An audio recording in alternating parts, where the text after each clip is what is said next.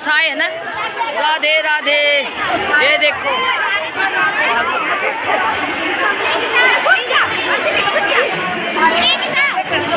बहुत बड़े हजारों का नशा रखे राधे में कि भक्ति का जन्म दक्षिण भारत में हुआ, पर कैसे हुआ, कब हुआ, ये खोज हमारे गुरुओं ने की है और खोज भागवत से ही प्रारंभ हुई है। भागवत के 11वें स्कंद में सुखदेव जी कह रहे हैं, जहाँ ताम्रपर्णी नदी है, कृतमाला नदी है, जहाँ कावेरी नदी है, कलयुग में वहाँ नारायण परायण होंगे खलौ खलु भविष्य। भक्ति का जन्म दक्षिण भारत में हुआ है। उत्तर भारत में तुम्हारे यहाँ पर उसको भक्ति देवी कहते हैं, दक्षिण भारत में आंडाल कहते हैं, शुद्ध संस्कृत में गोदा कहते हैं। गो माने पृथ्वी, पृथ्वी ने जो दी उसका नाम गोदा। आंडाल कहते हैं, गोदा कहते हैं। जैसे आप राधा जी कहते हैं, पर बरसाने के लोग लाडलीजू कहते हैं, लाढ़ो कहते हैं।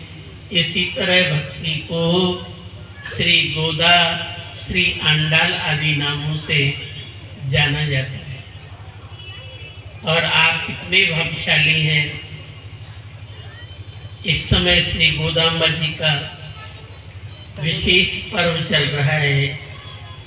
हर वर्ष बहादुरगढ़ में धनुर्मास श्री गोदाम्बा जी के व्रत के समय ही यहाँ पर भागवत जी की कथा होती है। तो भक्ति के समय, गोदाम्बा जी के समय ये जो कथा होती है अपने में विलक्षण,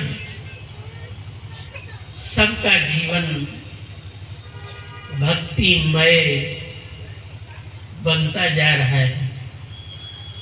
हम आज से तो आ नहीं रहे, कितने वर्षों से, मैं कहता हूँ 40 वर्ष हो गए हैं यहाँ, 30-40 वर्ष से आ रहे हैं।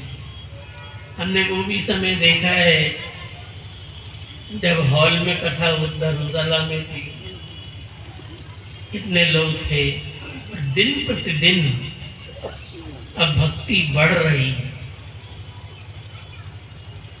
भक्ति देवी के कारण ही भागवत का अवतार हुआ है।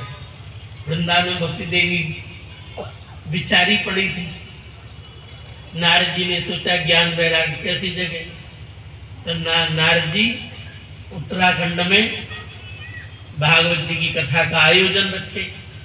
तो भक्ति ज्ञान वैराग्य उत्तराखंड आ गए, यही कथा थी। और उत्तराखंड में भक्ति देवी ने फिर हम कृष्णाचार्य से कहा, आप लेके जाओ बहादुरगढ़ में।